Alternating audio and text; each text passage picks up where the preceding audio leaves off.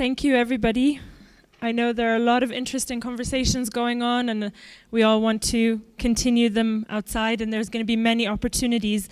But we'd really love to start this next session, which is actually my favorite, because this issue has come up quite a few times over the last few days, and we can now dive into it a little bit deeper. It's the issue of community bonds and social cohesion. And our distinguished panelists and our host will be talking about strengthening community bonds, a problem or a solution, which is a very easy question to answer. Mr. Wale Ismail, who is our distinguished host, will kick us off. Thank you. Thank you, Mason. Good morning, everybody. Welcome back from the short break. As Mason indicated, and as stated in the conference program, this session will be looking at strengthening community bonds, community ties, social cohesion. To what extent is it a problem or a solution? Does it have contradictory impact? Is it just that it's a solution? In cities in the global north, some of the intervention programs that preventing violence have focused on strengthening community bonds as a way of reducing or preventing violence. Is it the same as in cities in global south, or does it have a paradoxical impact? To flesh out these issues, I have 4 persons with me on the panel. To my immediate right is Vanessa, followed by Amita, followed by Ignacio, and then I have Pablo to my left.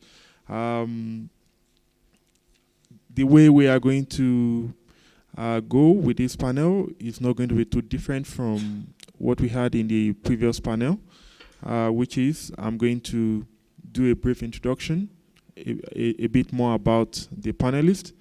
I'll ask them to speak for 2 to 3 minutes to tell us about their work in relation to social cohesion.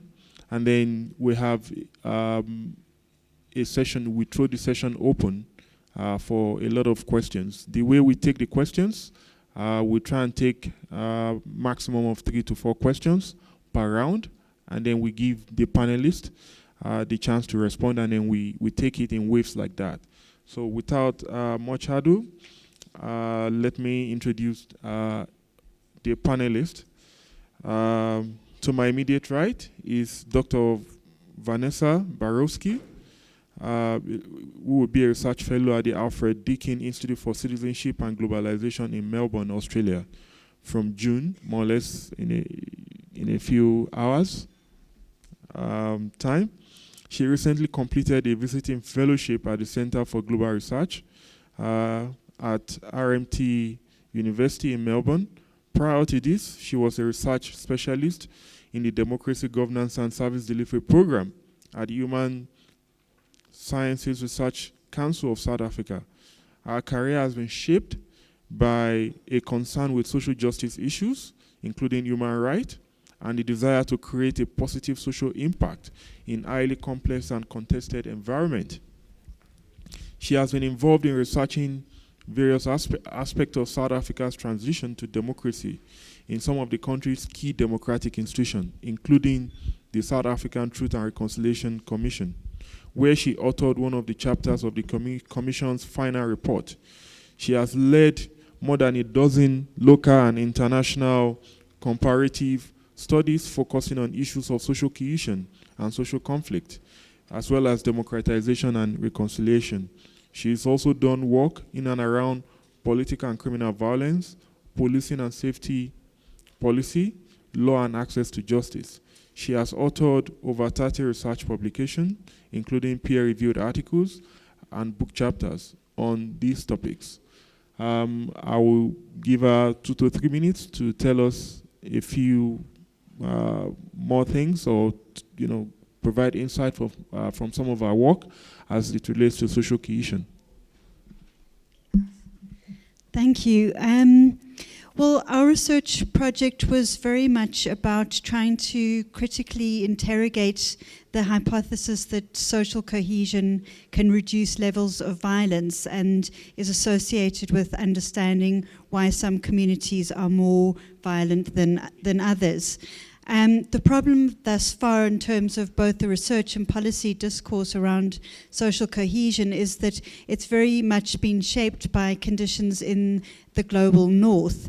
And it certainly as a policy discourse it emerged from the 1990s as in response to concern about the fragmentation brought about by globalization in countries in the West. However, a post-colonial society such as South Africa and other societies in the global south face a far more fundamental challenge, I would argue, about establishing social solidarity for the first time in a democratic nation state. So I don't think the kind of policy and research that's happened in the global north can necessarily be easily transferred to countries in the global south. And I wouldn't want to say all countries in the global south are the same, they're very different, and I would think we'll talk a bit more about those specifics in the discussion. But what I think one of the key findings that in some ways support the fact that the way in which social relations operate in the global south is different was the fact that we found in Kailicha that there was a high level of social cohesion, but there was also a high level of violence. So while contexts like townships and favelas are often caricatured as places without social networks, without social organization, in fact what we found is that there's a lot of mutual solidarity and help. The problem is that the networks that exist in that context are very ambiguous. So on the one hand, they can be used for people to provide each other with incredible support, but then they can also manifest as ways of expressing violence. For example, vigilante action against somebody who's identified as a criminal in a particular neighborhood. So the networks are complex and ambiguous, and I won't go into the other research we did on two violence prevention initiatives, but I think that was one of the key findings of our research.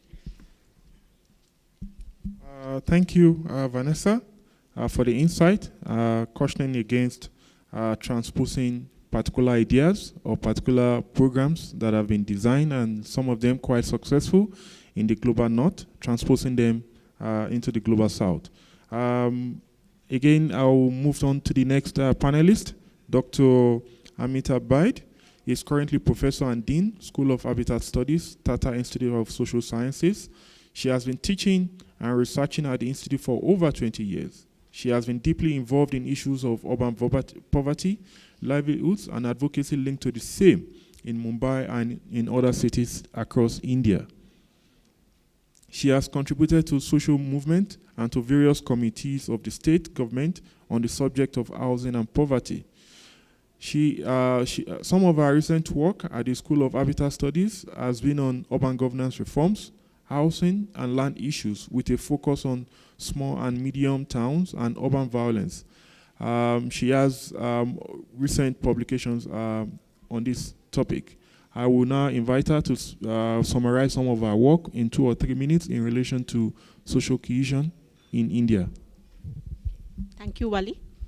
Our work actually did not speak directly to the topic of community cohesion or social cohesion.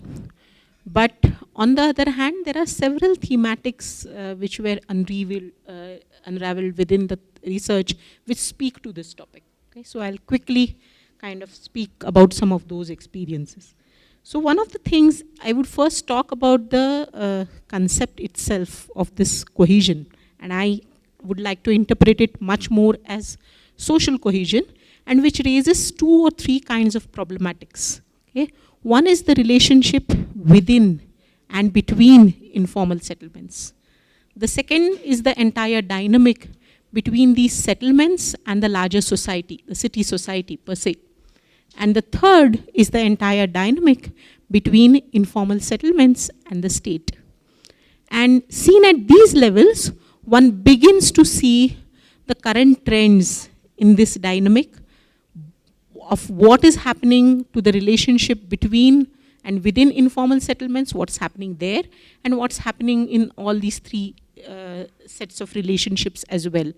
One of the biggest things that I would say is what comes across to us is that there are limits to community cohesion. The limits to relationships which are formed within informal settlements and between them are basically that, especially in India, one sees that the networks and cohesion is built around pre-existing social networks, and which are largely also happen to be networks which are built around caste, which are built around a particular region, language, and also religion. So what this means is that how much these kind of networks can begin to accommodate other communities, new generation of migrants, is something which becomes problematic. And there are huge issues which come to light between that. A similar issue was also seen in the South African context, where there were so many instances of xenophobia, where between urban poor, there was active violence which was directed between communities which were seen as foreign and coming from a different country. Okay? So there are limits to this. The second important thing that I'm going to talk about is really the entire effort or governmentality of the state when it is directed towards informal settlements. And here I would say that we saw that in relationship to informal settlements, the welfare provisions of the state in recent years seem to be withdrawing. And on the other hand, there are active efforts by the state in order to actually fragment informal settlements. And I'm going to give you two instances of this. Okay? In the Brazilian context, there is this settlement called Vila Autodromo, which is located in the vicinity of the Olympic Village. And over a period of 5 years, the entire mobilizational attempt of the residents of Vila Autodromo to mobilize themselves against the Olympic Games and secure a more righteous place for themselves in this new Games village was something which was broken up piece by piece, so that when the games were actually launched, there were only two houses which were remaining in the settlement, and that's what happened to the entire resistance. In the case of Mumbai, again, using infrastructures to fragment. There is this instance of a road which is called the Jogeshwari-Vikhroli Link Road, supported by the World Bank under the Mumbai Urban Transformation Project. And the way this project was launched is very interesting. Initially, this project said that the road would be 40 meters wide. Okay? And there was a particular line of impact which was drawn, and accordingly, there were several parts of communities which were sought to be displaced. So it was like cutting communities vertically, because you will see several informal settlements secured in a group. They have attained security to the extent that they have started naming themselves as particular settlements. They have given names, they have secured infrastructure, and then this road begins to cut down. 5 years down the line, the road is widened, and now the width of the road, planned road, is proposed to be 60 meters. So there is another line of impact which kind of cuts through the communities. And what you see as a result is that community members couldn't mobilize themselves, because initially it was like just these 10 houses and these 2 temples and 1 toilet which is on the edge of the road is going to be demolished. And then 5 years down the line, it is 20 more households which are, so this fragmentation is something which impacts the entire mobilization. And I'm going to assert that this mobilization, the capacity to mobilize, the capacity for collective action is an extremely critical dimension of community cohesion, because that is what makes informal settlements, enables them to stake their and claims to the city and to kind of consolidate those claims. Thank you, Amita. Thanks for emphasizing two key things. The first one is the limit to social cohesion and how social cohesion from your research with experiences from informal settlement in India shows that social cohesion, the way communities are constructed can actually act as, a disincentive for them to engage with migrant or new settlers, as well as the fact that good intentioned developmental interventions do and could have unintended consequences for social cohesion.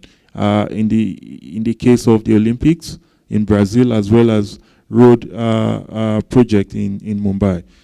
Thanks for that. I will introduce my third panelist, Ignacio, who happened to work with Vanessa on the project, on the research project she's talked about.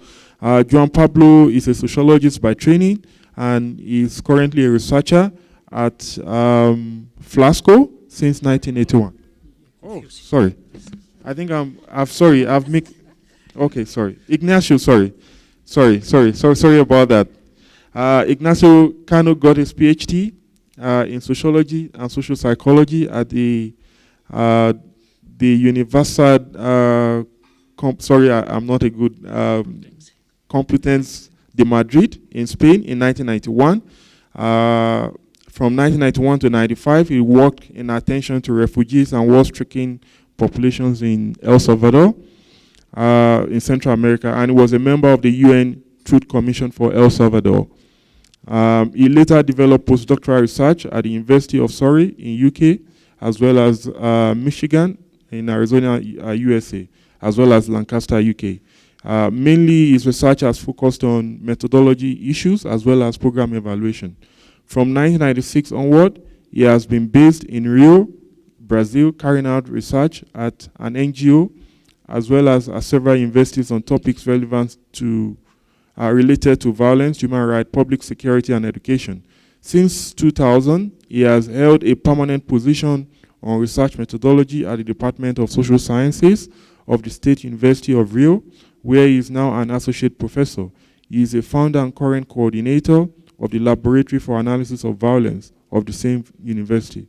Over the last 15 years, he has published on different issues related to public security and human rights, and he has been a consultant and evaluator for projects related to these issues in several countries in the region. I will invite you to speak for 2 to 3 minutes to tell us a bit more about your research in relation to social cohesion.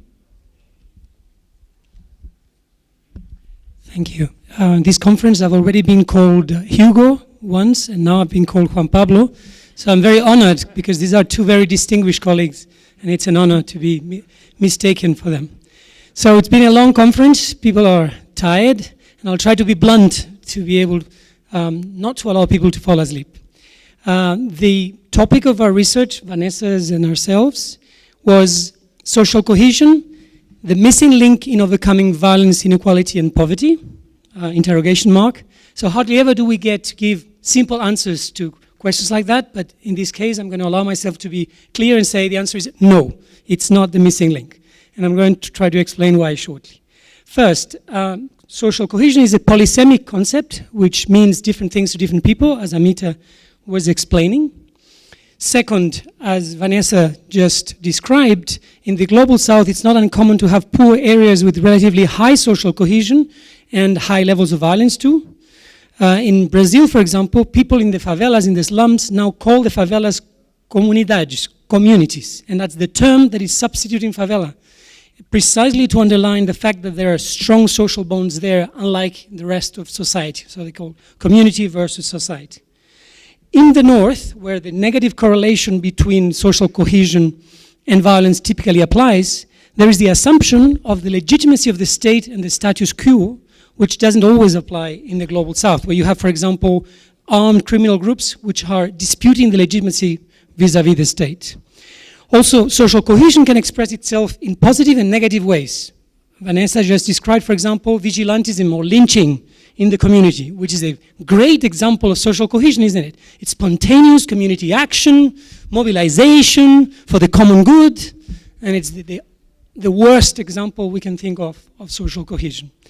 In Brazil, social regulation at the community level in the slums is carried out by criminal groups. And we can think of that as some kind of social cohesion, even though the concept of social cohesion is questionable because there is a lot of coercion in how these groups exercise social control. There is a continuum actually between cohesion and coercion because these groups will threaten and kill people, but will also provide social services, they will pay for toys for the kids and for parties, etc.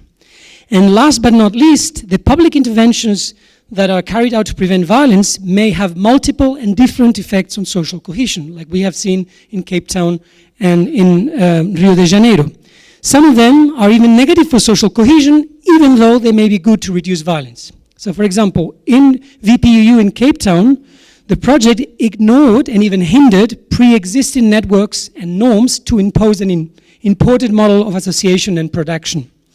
And in Brazil, PPU, police pacifying units, in one favela, we studied 2 favelas, in one favela they did reduce violence, but then the price of real estate went up and people from outside the community went to live in the community, and this process of gentrification actually altered the patterns of social relations and social networks within the community. And people in the community were telling us, those non-residents are living here now. So for them, residents are those who've lived there for a long time. New people coming in, they're not even considered residents. In the other favela we studied, there was a lesser reduction of violence, but some of the funding that used to go to NGOs started going to the police. And thereby it affected the networks in the community. And also people were facing a dual system of regulation. They had to be careful with the drug dealers, and they had to be careful with the police, and they could not be seen to affiliate themselves clearly with one or the other for fear of reprisals. So people were saying, before, when we had only the dealers, life was easier. We knew which rules to follow. Now that we have 2 competing forms of regulation, we are very careful. We have to walk a tightrope because we are very afraid that we're going to suffer reprisals if they think that we are affiliated with one or the other group. So just a few examples from our research to show that social cohesion is not a necessary or sufficient condition for the reduction of violence, and that interventions to reduce violence are sometimes having an impact on positive and negative ways on social cohesion. So the impact on violence reduction is not automatically correlated with the positive impact on social cohesion. Thank you. Thank you, Ignacio, for underlining the message that Vanessa raised earlier on, which is the fact that social cohesion, as well as interventions aimed at improving or building social cohesion as a conflict prevention tool or a violence prevention tool, is quite complicated and it can be quite janus-faced. Thanks for that, for citing examples from Brazil as well as South Africa.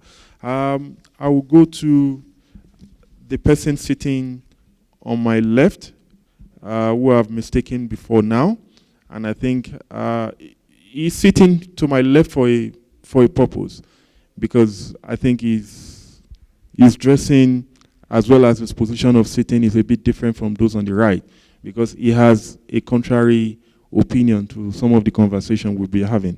Let me introduce João Pablo, who is a sociologist as well as researcher at the University of Glasgow since 1981. He earned his doctorate in economics at the Free University, Brussels. He currently works on issues of inequality, social exclusion, as well as violence. His recent publications include, sorry, this is in Spanish, but I'm sure he will pronounce it.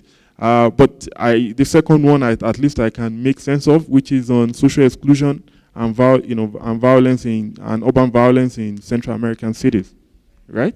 So I will give him the floor to speak for about 2 or 3 minutes to summarize aspects of his work that relates to social cohesion. Thank you. Okay, thank you. When we talk about social cohesion, mainly we talk about 4 things: social bonds, shared values, trust, and sense of belonging. Those things per se, they are good things. That's the reason why social cohesion has such a positive connotation. Now, the problem is we're having a normative approach. A normative approach doesn't help us very much to understand the reality. We have to go beyond that, and that means that we need to capture where they are the relations of powers that make possible these social processes.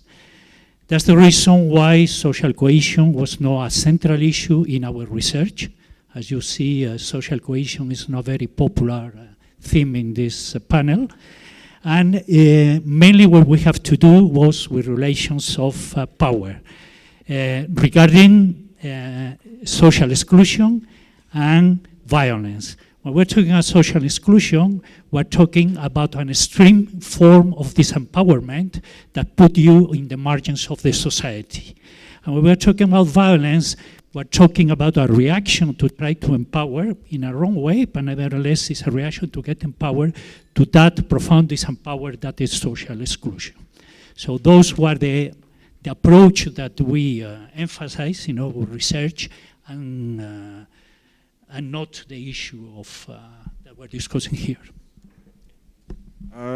Thank you for emphasizing the need to transcend a normative approach and begin to interrogate the power dynamics as it relates to issues of violence as well as social exclusion. Now that our panelists have given us summaries of their work as it relates to social exclusion, I will want to initiate a dialogue or a conversation among the panelists, but also with everybody else in the sitting in the hall. Again, I will start with Vanessa because she's the closest person to me. I want her to talk a bit more, to expatiate a bit more about the findings from their research in relation to the contradictory impact of social cohesion. Yes, social cohesion do have meaning for social capital. It can mean trust, it can mean cooperation, it can mean the capacity for collective action. But how does that collective action, how can it be mobilized for both positive as well as negative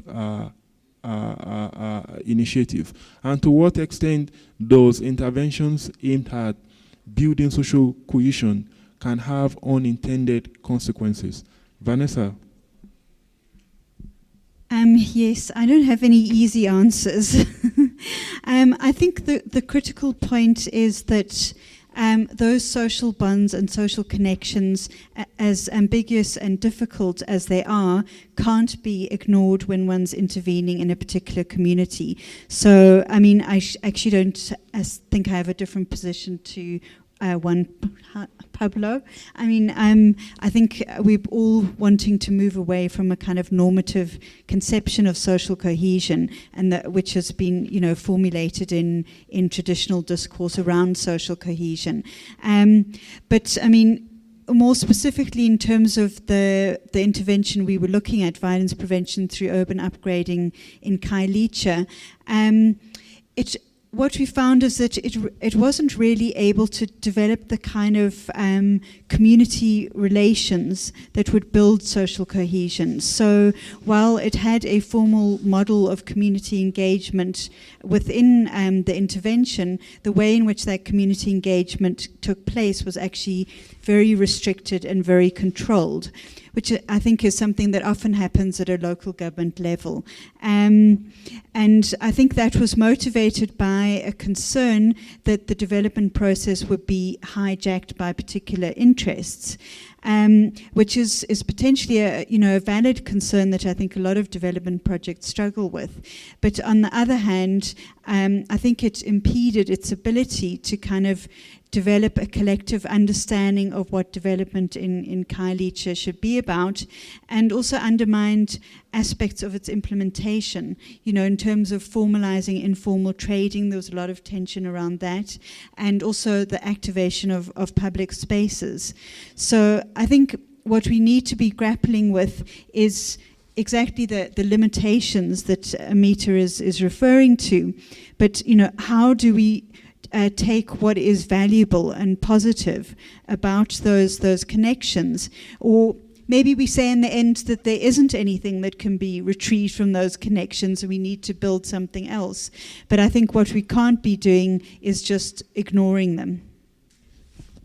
Thank you. I would like to come back to you, Juan Pablo, to tell us in greater depth, in greater details, about some of the experiences from Costa Rica as well as Salvador. In terms of... the power dynamics you talked about.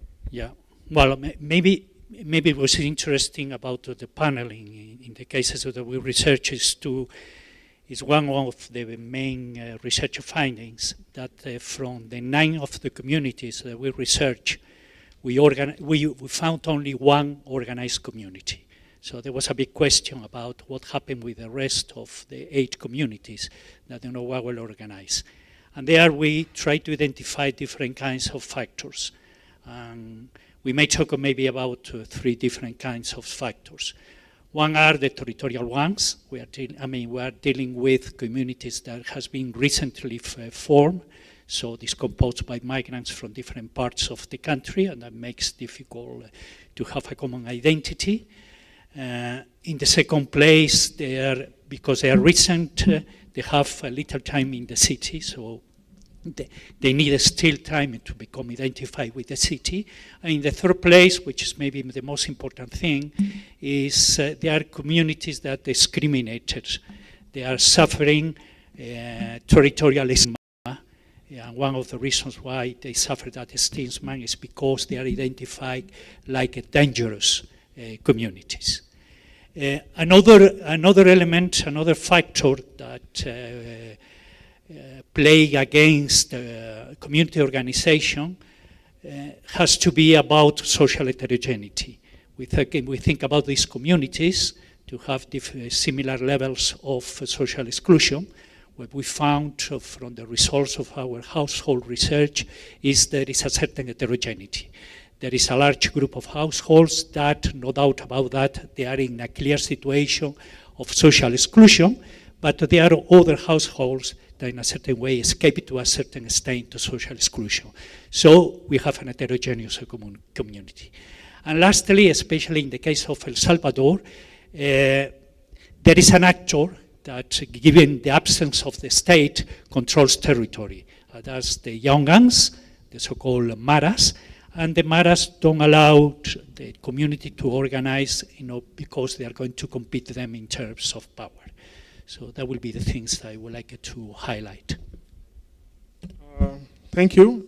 I want to go from the American continent to come to Asia to speak in relation to Mumbai in India. I want to invite Amita to tell us a bit more about, I think we've heard one side of the story about how developmental projects in Mumbai disrupted pre-existing social ties on, and social networks. To what, how did those communities react? How did they respond? Did they rebuild? Did they, summon, new kinds of social ties, social cohesion? What was the situation, after the intervention? I'll quickly talk about 2 examples here. And so I would first kind of assert that informal communities have a very, very insecure, and they're almost posed adversarial relations in relation to the entire administration of the city, okay? And where everything is a struggle, okay? And you kind of start moving up against that. So there is a struggle for livelihood. There is a struggle to claim services. So there are settlements which are newly forming where there would be water which is sold at 25 rupees for a can which is of 10 liters. Okay? And so if you start looking at all of this, you can understand the kind of violence that kind of exists in these communities, whether it is linked to resource provision, it is considered and linked to kind of staying there and staking a claim and all of that, right? So against this kind of operation, I'll just talk about two instances, because the relationship with the state has always been adversarial. I would argue that the neoliberal state is becoming even more sophisticated in the kinds of techniques of governmentality. So in the 1970s, there was a community which was resettled from the central parts of Mumbai to a peripheral location. But this entire community was relocated as is. Okay? So if there were 300 households which were displaced from central Mumbai, all of those 300 households were given plots of land and kind of settled within a particular neighborhood. Okay? This was done under very bad conditions, but they were all together. Today, what is being done in Mumbai? That there are these people from different road projects who are brought and given constructed housing units in a far-off location. So there is an apartment which is given. In a single building, we have counted people who have come from 133 different slum communities. 133. So if you look at now, the entire struggle for them to form a collective, to even begin to know each other, okay, it's an uphill battle for them. And which is why I'm saying that this social cohesion is something the state is also becoming alive to. And this has particular resonance in the case of Mumbai, because as a city, Mumbai is one of the cities in India where the struggles of slum dwellers have been pretty strong, where slum dwellers in a large majority of cases have won in some ways the right to remain where they are and have in situ rehabilitation vis-a-vis relocation. Okay? And there are fairly strong movements in the city. And this is against that how the state itself is also developing these kind of sophisticated techniques. Thank you. Sorry, I wanted to probe, for a minute. Is this limitation you talked about, is it peculiar to informal settlement? You're asking me? Yes. Or have you observed similar patterns in non-informal settlement? I think this kind of governmentality, I think the state had changed its relationship to the different segments within communities. And if one is talking of the city fabric per se, then I would say the middle class in Mumbai now is more conscious than ever of having a world-class city. It has become much more aspirational. And the city administration is somewhere responding to both the changed aspirations of this middle class as well as the elite class. And this is something which has changed the entire dynamic. So what we see very interestingly, when you ask me this, in this case of the same road project, there are the alignment of the road. The road, so when you give car a priority, then the road has to be straight, right? But where it concerns middle class buildings, then the road can turn. But if there is an informal settlement, then the road has to move over it. So how do you plan these road alignments? How does your urban design actually take shape? These are not just larger decisions, but these are design decisions which are regulated also by the micropolitics of all of this. And I think this is very important. So how you respond to middle classes, how you respond to the elite classes, and how you respond to poor settlements, there is a very, very distinct difference which is emerging. Thank you. Thank you for that clarification. Interesting insight.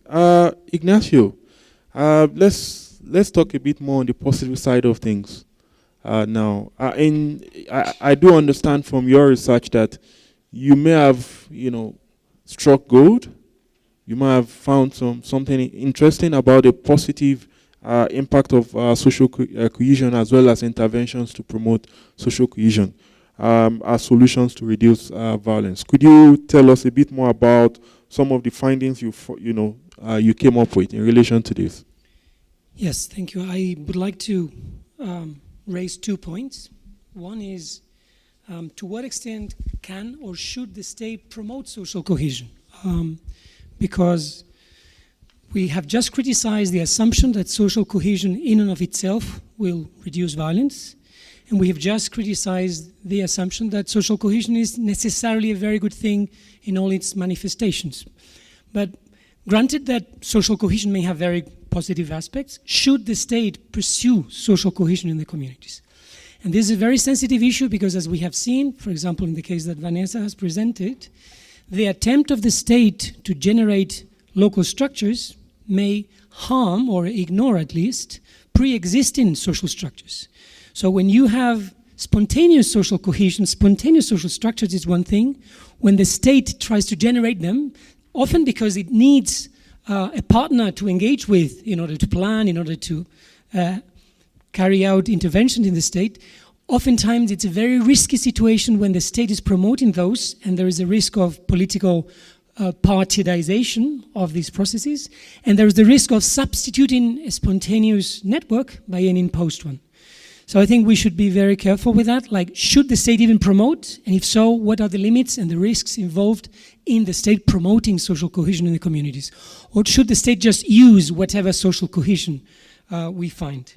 And the other point is that social cohesion in the poor communities, at least in Brazil, arises often as an opposition to the rest of society. So they are stigmatized, they are discriminated against, and then they come up with this internal notion that we are going to defend ourselves. As I was saying before, the word they use now to define themselves is community, comunidade, as opposed to this impersonal society that lives outside. However, what we found in our research, and this is interesting and troubling, is that within the community itself, there are processes of stigmatization. So, for example, people who live in the poorest sectors of these slums will be treated as favela, the old term for slum, whereas the rest of the favela defines itself as community.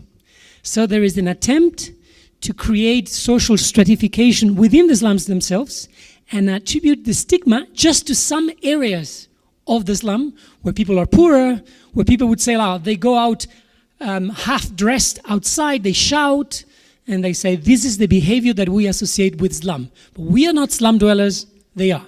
So it's very interesting to see that the very processes that you find between high middle class on the one hand and slum dwellers on the other, you do find within slum dwellers themselves. Thank you, but I wanted to probe a bit.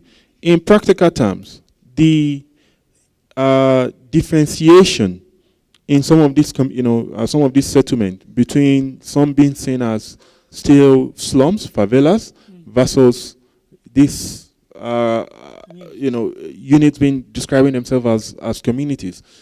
What practical significance does it have? Well, I think the main impact is that people who are suffering stigmatization end up reproducing stigmatization against the lower groups. And that prevents higher degrees of social cohesion, and that prevents also a social action to try to get improvements for the community as a whole. Because if you accept the idea that, okay, those are a slum, so why should we invest in them? It's a slum. You should invest in us because we're a community. You are fragmenting social cohesion and the possibility of political action. I think that's a problem.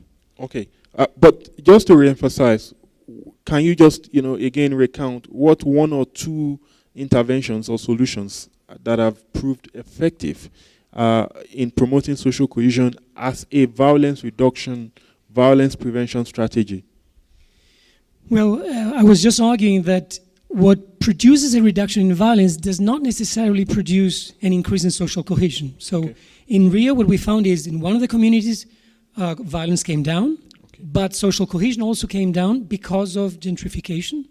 In the other community, violence came down just a little bit, not much, and the impact on social cohesion was fragmented. So precisely what we're trying to say, at least in Rio, is that there is not a parallel impact on social cohesion and violence reduction. Okay, thank you for the clarification.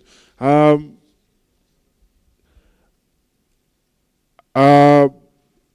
have another round of questions and interaction with the panel, and then we will open the floor to the audience. Could I ask Amita, in your research, do you think some of these interventions and some of their paradoxical result, in which case there is no correlation between increase or decrease in levels of violence, as well as increase and decrease in levels of social cohesion. Do you have any similar experience from India? So firstly, I would say that the slum in India or the informal settlement in India is an extremely different experience from the informal settlements in Africa, South Africa, and in Brazil. Okay, and this I would say because historically, the location and the relationship that the slums have had to larger city society has been extremely integrated, and which is why I talked about that relationship. Okay, so students, researchers, anybody for that matter can walk into a slum very, very safely. And not just safely, but interact really, but not, however, as equals. Okay? So this kind of interaction happens. And this is also because slums are integrated into the spatial fabric of the city. Indian cities are highly compact, highly dense. So you would find the most elite of neighborhoods having to kind of live right adjoining a slum. Okay? So this is one reality and one perhaps baseline from which one is beginning. Okay? And from that point of view then, in terms of talking about violence, the violence that we actually see is a much more everyday kind of violence. As I said, this kind of violence around, there is no water provision at all. So how do I get water? So the struggles and the entire fights around getting water, procuring water, accessing sanitation, those are the ones which become very, very critical. Okay? And in the context of this kind of everyday violence, we need to basically see that current trends are where one is seeing that the relationship between the larger city society and the slum is also changing, just as the relationship with the state is changing. Thank you. I think it's time to open up the conversation to everybody else in the room. We want to share experiences. We want to hear from other parts of the world, people who have done research in other cities, to share their experience of the different manifestation of social cohesion as well as intervention to promote it. What has been the outcome? What has been the result? I want to take about 3 or 4 questions at the first instance. I think I can see 1, 2. Miss, 3. Miss, sorry, I have to step you down. 3, and then, yeah. Sorry, I've taken 2 from here. I've taken 1 centrally. Let me take the lady there in green. So I want to start with the first 2, the first person at the back. Thank you. My name is Henrik Ransbo. I'm from Dignity, Danish human rights NGO that works on... Can you speak up a bit, please? Can you get closer to the mic? Closer? Thank you. Okay. My name is Henrik Ransbo. I come from Copenhagen, a Danish NGO that works globally with human rights violations, among other places in urban slums. I would like to take issue with a conceptual argument made by the panelists and then try to explore a little bit about the more empirical findings they have. One is, I think, the very specific usage of the notion social cohesion, which seems in the presentations to capture primarily intercommunal relations. And I think it's important to realize that the notion of social cohesion has both the community component and the society component. That is, social cohesion also talks about the relationship between individuals and families and citizens and states. So there's a whole area there which I think remains unexplored in the presentations. That is, you can actually that the notion of social cohesion becomes different, that people actually do not have high levels of social cohesion if they live in secluded slum areas. It's actually quite a bit more complex. The second question is, once you move into that more diverse concept of social cohesion, you can also see that there are different elements of it, and based largely on the World Bank's concept of social capital, you can actually begin to explore the cognitive and the structural part of social cohesion, and you can actually find out that those communities you're talking about do have high levels of structural integration in terms of social relations, but their cognitive social capital, the social cohesion, the trust they have in state institutions is low. So there's a lot of research to be done still, and I really commend you for the work you've done to begin to explore the multiplicity and the layered nature of social cohesion rather than building on the community concept of social cohesion, because I think that only captures half of the problems we're trying to approach. Thank you. I think, yeah. Yes, actually, sir, here partially Closer to the mic, please. my claims. I don't know why there's no mic on this table since yesterday. I'm also unclear about the usefulness of the concept of social cohesion after hearing you. So if you can tell us if you found it productive or not as an analytical frame and as a methodological frame, because I encountered it recently in Lebanon. It has been used a lot by international donors in relation to refugees and host communities. And personally, in my work, I found it not useful at all. What I did is resort more to the concept of social networks that you partially discussed, and to the concept of informality and what happens in the context like you explained earlier.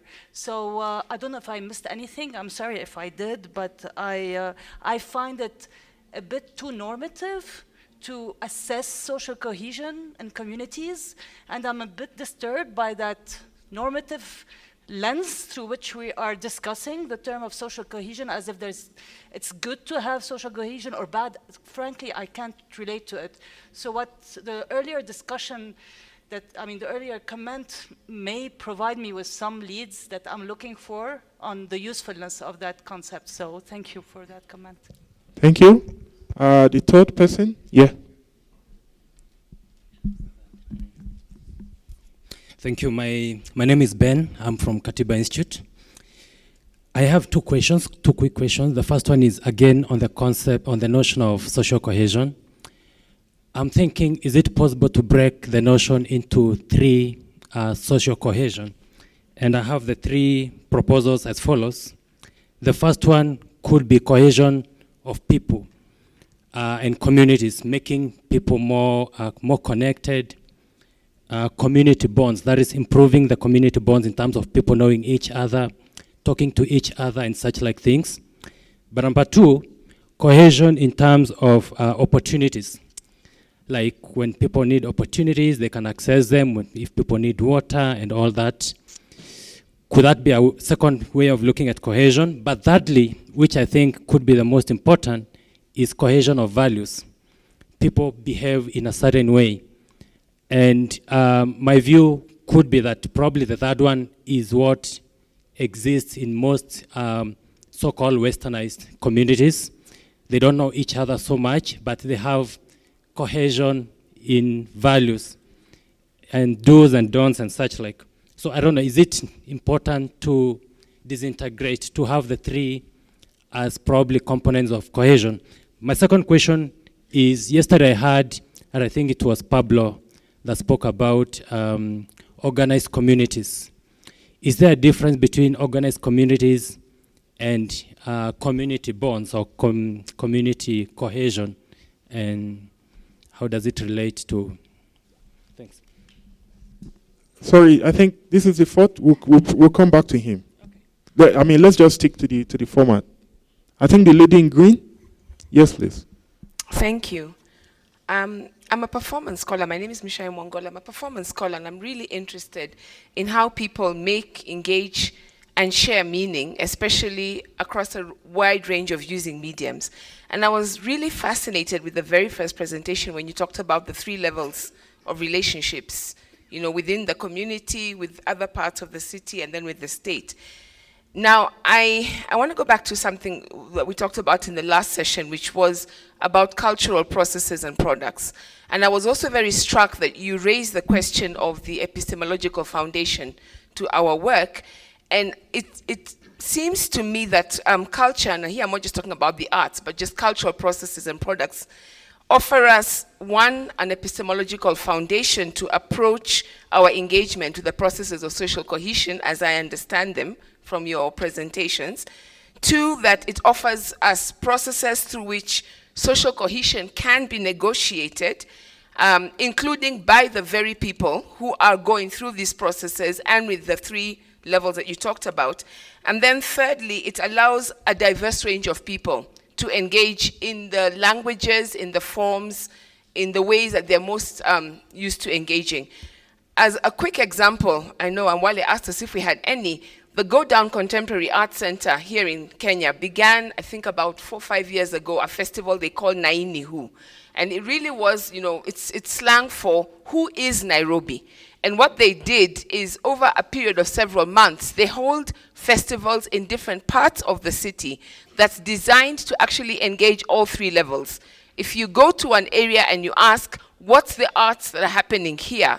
Different people bring different work, and then people engage actually the issues that they are dealing with coming out of those arts, have conversations with each other, but also with other parts of other citizens in the rest of the city. So the whole festival is actually asking, who really is Nairobi? Is it only those of us who, the people I'm familiar with, or is it everybody else? It also became a really good space for the state to come in, and different levels of state, and engage with people around the artwork to say, what are your priorities? What are the things we're missing? How do you understand yourself? So I'm really curious to hear from any one of you if you are aware of any academic, intellectual work where people are either using cultural products and processes to even engage this notion of social cohesion, because some really interesting stuff came out of the Go Down sessions in terms of how people understood it, or intellectual academic work where people are studying how these processes further that understanding of social cohesion in their own cities. Thank you. Thank you, Mishai. I think there's a burning request for intervention. We take that, and then the panelists can respond, and then we take another second round. Thank you very much. Thanks a lot. My name is Paris Jones from Norwegian Centre for Human Rights over in University of Oslo. My question really resonates with my Danish colleague to some extent, and that is, I'm reminded of some of the critiques of social capital, and one study I was involved in over 10 years ago in the UK, and that was, you can have the best social bonds in the world, but what about those political linkages, what we might call political capital rather than just social capital? So I'd like the panelists just to reflect on to what extent they saw a correlation between better outcomes of the intervention if there were political patrons involved, and particularly in Kairlicha, for example, was that affiliated with, I don't know, local MP or Democratic Alliance or the mayor or whatever? Thank you. Thank you. I will, if you don't mind, do you want to engage with some of the questions, especially the ones that have to do with the conceptual issues on the usefulness of social cohesion, as well as the need to expand? You don't want to engage on that? Okay. Do you want to? Yes. Okay, I can see there's a discussion going on here. I think maybe it's a limitation of the way in which I've been communicating my understanding of social cohesion, because I think our project was very much about critically interrogating the concept of social cohesion. So we're not at all taking it as the kind of normative construct. And in fact, my interest in social cohesion was very much motivated by the way in which the South African state was using it as a policy discourse linked to quite a problematic project of nation building, which tried to paper over fundamental structural divisions. So that's really the way in which our kind of primary motivation for trying to grapple with it. And I very much agree with the criticisms about not looking at the vertical relations between the citizens and the state. I think, we weren't able to engage with that as much as we would have liked to. But it was quite evident how important that kind of vertical relation is in terms of affecting social relations on the ground. For example, the fact that the police are so mistrusted, that the state in many ways is quite absent. So in that context, people develop a whole lot of, forms of social regulation that are informal. So I think I think I'll leave it at that. Yeah. Yes, so I share with Vanessa this feeling that we haven't been able to put across our ideas. If you have understood that we are treating social cohesion in a normative way, I want to emphasize again that social cohesion means many things to different people, and it can be measured at different levels. So in South Africa, for example, the state itself has a project to promote social cohesion as a nation-building mechanism. In Brazil, situations are very different. And in our research, we have operationalized social cohesion at a within community level, looking at the following dimensions: mutual trust, cooperation, sense of belonging, membership in associations, degree and quality of social interactions, and collective efficacy between neighbors. This is what we have researched in Brazil.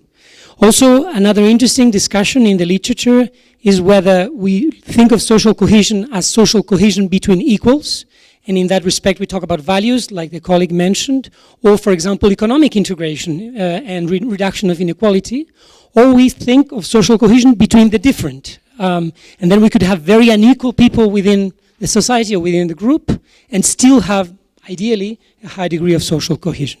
So I think that's an important distinction. And last but not least, about political cohesion, responding to our colleague from Norway, in the slums in Brazil, the problem is that violence itself is so pervasive that it prevents the formation of independent political actors. So the representatives of the communities have to be, at the very least, accepted by the criminal groups in order to operate.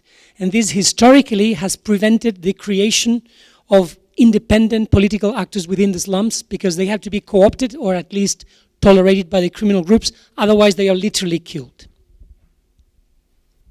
I'll quickly speak to the question which was asked by you. And while we have not actively engaged with culture as an arena, there are several groups and there are several academicians that I know who have, because I acknowledge the importance of this arena in terms of really kind of bringing all of these three different planes together in terms of relationships. What I would only say is that as a qualifier in India, you have to acknowledge that society is so divided and so stratified that you do not even share a common language. Okay? And when you don't share a language, the kind of divisions that it creates, because we have tried this, because one of the corollaries of the research has also been an action project where communities were mobilized to participate in responding to the development plan of the city which was being prepared.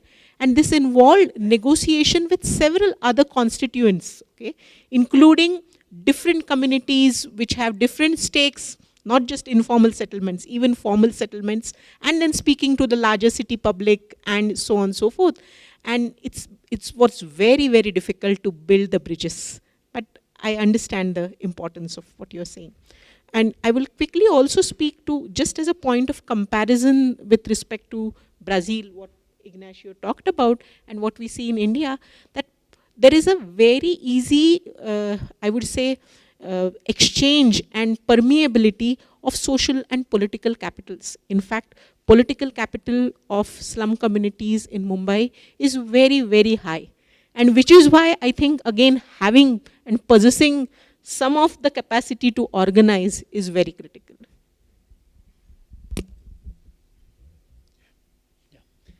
Okay, I want to address two questions. The first one is the one you posed about what I mean by organized communities. But when I was talking about the lack of organized communities, I was talking about the lack of formal organization within the communities. Not that communities are not organized internally, there is an order always, especially in the case of the Salvadorian Salvadorian communities where that order is imposed by the young gangs. There is a code of behavior. If you don't follow, you may have heavy consequences. Okay. The second point I would like to pick up is the issue I think that was raised there about networks. I don't know if you understood well. The question is until which point with concepts like social cohesion we are winning more analytical depth that the concept we have, or the old concept we have about the networks. I'm not going to talk too much about social cohesion because that's not a topic of my interest, but I'm going to put in relation with the issue of social capital. Now, in terms of social capital, if we use it in a restricted way, in the sense that was used in terms of embeddedness in economic sociology, that is definitely an analytical gain. If we're using it in a broader way, I don't see, at least from the Latin American perspective, I mean from the Latin American studies, I don't see has been any winning from the old concepts of networks. Actually, networks has two great advantages. Is first, you have to ask you two basic questions. Is about what resources we are talking, and among whom is going to be the exchange. That brings just to the question of power relations. Thank you for the insight. I might just at this point just share my own experiences as well. I'm from Lagos in Nigeria. Lagos, you know, there is no way you can talk about or analyze cities in Africa, and you won't talk about Lagos as one of the, as actually the biggest city in Africa with a population of nearly 20 million. Quite interesting to some of the things that have been said by the panelists, especially by Amita. When I do go to Lagos to some of the informal settlement, to some of the less privileged, highly disadvantaged communities in Lagos, I feel the safest, and I don't feel quite intimidated. On one or two occasions where some of my friends who did not grow up in Lagos have accompanied me to some of these suburbs, informal settlement in Lagos, they were so afraid. Their body language and, it was like, this is too dangerous. And I had to I kept reassuring them, it is not. Just calm down. I don't know where my assurances came from. And I don't know where their own, anxieties came from. But, after deep reflection, I came to understand that I haven't grown up in Lagos myself from a child and seeing the kind of things you do see, in some of my neighborhoods in Lagos. I had drug dealers. I had, street muggers. I had, guys who do all manner of things. So that meant I wasn't afraid of it, afraid of them. Secondly, I think I also grew up knowing the moral codes, knowing the norms, knowing even when you go into those settlements, there is a particular way you walk, there is a particular way you look, and there is a particular way you approach people that conveys a sense of he is not an outsider. He is one of us, even though I didn't grow up in those suburbs. So there is a sense in which maybe the poorer you are, the more socially cohesive you are likely going to be in terms of those communities, those informal settlements. Of course, that is still conditional on a number of things, of some of which you have pointed out. And interventions by government in Lagos in the last 20, 25 years to improve the condition in some of these communities has actually ended up destroying some of those communities. Many of those communities, they didn't have high levels of crime and high levels of violence within them. Of course, they do have violence between two or more communities, but internally, there wasn't high levels of violence or crime in those communities. Many of the government intervention, they were anchored on wanting to bring development. They were anchored on wanting to bring modernization. They were anchored in trying to expand the scope for private investors to come into Lagos. But they have had more disastrous effect within those communities on the one hand, and even endangered or triggered increases in violence for the bigger society, for the bigger, Lagos City as a whole, because many of those communities were, never, permitted crime or criminals to hide within those communities. Now, the structures that acted as gatekeepers in those communities have been uprooted, they've been destroyed. Now, criminals who operate in the city can now come in and use those communities as safe haven. I wouldn't want to, go on and on about that, but I want us to take another round of questions and interventions. Well, I'm just going to interrupt here, and I'm sorry because I think that that we're coming close to time, and I do just kind of want to revisit the theme of this particular talk show and pose a question to all of the participants and ask them to just in a minute and a half tell us, could you give us one or two examples of how your research can directly impact or inform an existing or intervention or program to help reduce violence in cities? Or how do you see your research contributing to developing new programming that could do that? And Wally, I would invite you to respond to this as well. Thanks. Okay, thank you. Yep. Can we get going? Maybe we could just start at one end and go across. Okay. Ignacio? I'll do as Jennifer says. So I think what our research may bring to future interventions, it's nothing new, we're not discovering the Mediterranean, is that before you carry out a massive intervention, you should think of the impacts that this is going to have in the local networks. So for one, if you're going to reduce violence and this is going to increase the price of real estate, this is going to push people away. So you should think beforehand about ways to guarantee the stability of those people in the community before you do this intervention and increase the price of the land. And also think of the impact this is going to have on the social organizations in that area. I think if you think beforehand, you might take precautionary measures to diminish the possible negative impacts of your interventions, even if the overall impact may be good in terms of violence reduction. In the case that it's good, you have to think of the possible negative impacts that may arise as a consequence of it. I think for me, the talisman really emerging from our research is to ask the question for policymakers, safe for whom? And the minute we begin to ask that question, safe for whom, I think the first would be, can we leave informal settlements alone first?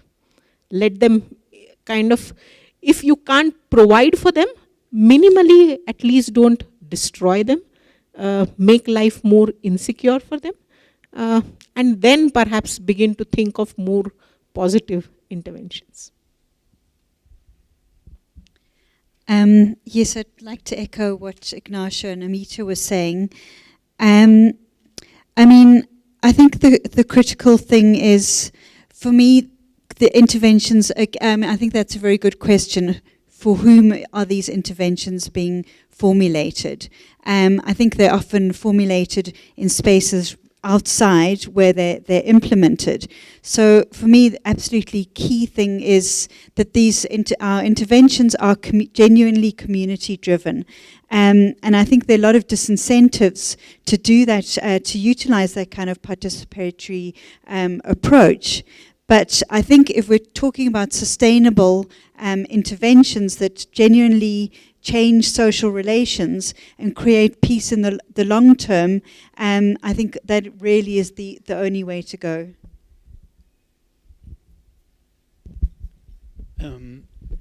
Well, although violence is located in these communities as is the locus and the focus of this violence, and obviously there's necessary interventions at the local level, there are a number of causes that are outside the communities that should be taken into consideration. And I think about the responsibility of two actors in reducing violence. This is not community actors. The first one is the state that must have a presence in the territories, and there is a presence that has to do not only with regaining the control of the coercion, but more important than that is to legitimize that presence through the provision of social citizenship. Providing social citizenship means to include these people into the society.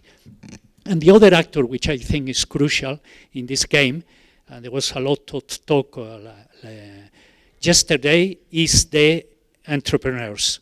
Okay, the main responsibility of the entrepreneurs is to provide good jobs.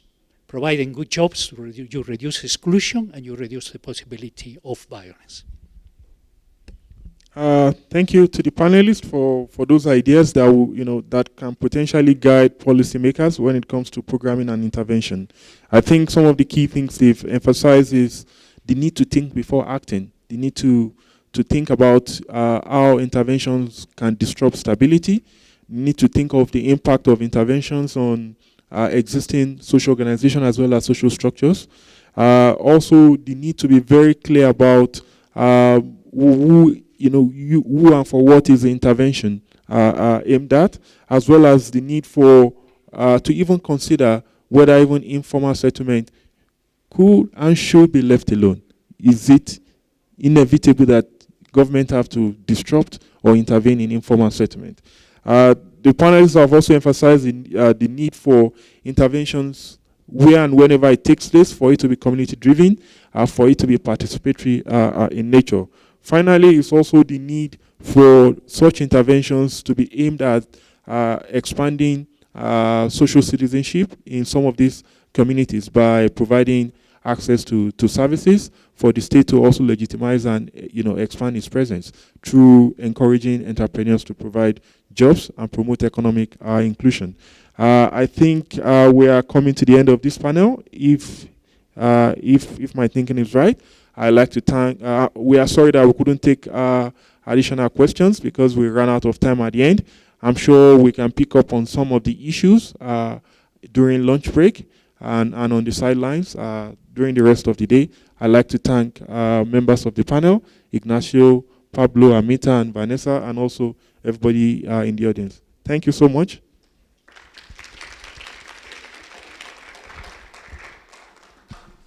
And our huge thanks to Wale for taking on this challenging role. It's very different than the traditional chairperson role, so we really appreciate it. So we do have a lunch break scheduled for now, for an hour. We're calling it a networking lunch, so the idea very much is to engage with what you've heard. Clearly, there are some hot topics that are worthy of further discussion, so I would invite you to take lunch in the foyer as we have been. Please do come and check out what Jorge has been drawing for us.